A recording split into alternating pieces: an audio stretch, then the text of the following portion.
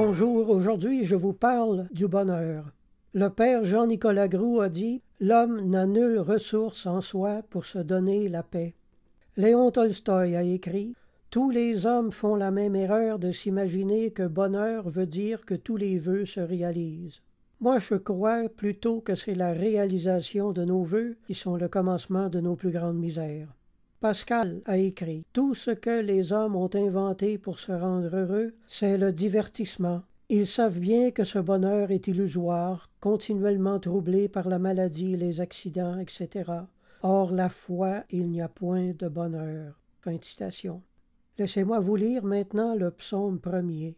Heureux l'homme qui ne marche pas selon le conseil des méchants, qui ne s'arrête pas sur la voie des pécheurs, et qui ne s'assied pas en compagnie des moqueurs, mais qui trouve son plaisir dans la loi de l'Éternel et qui la médite jour et nuit.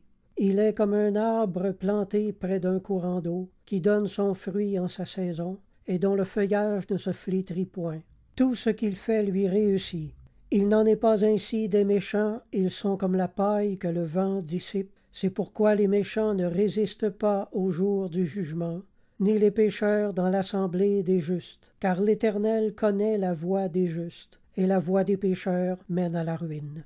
Frères et sœurs, il n'y a que l'Esprit Saint qui puisse remplir une âme humaine et lui donner ce sentiment de plénitude spirituelle dont elle a tant besoin.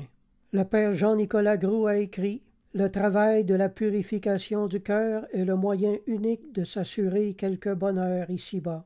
L'Évangile ne tend donc qu'à faire des heureux en ce monde et en l'autre. Je ne puis être heureux qu'en l'aimant, et qu'il est obligatoirement vrai que je sois malheureux en ne l'aimant pas.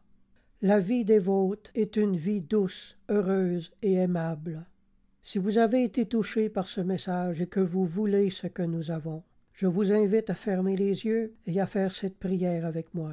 Mon Dieu, ma vie est inquiète et j'éprouve toutes sortes d'incertitudes. Mon cœur est agité, et les bruits de ce monde m'empêchent de connaître la paix, et je n'ai pas la joie de vivre.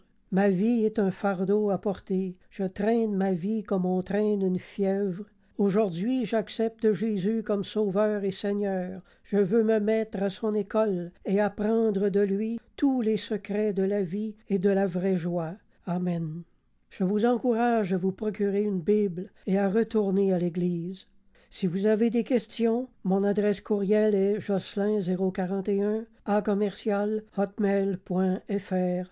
Alors je vous dis à la prochaine, gardez la foi et la foi vous gardera.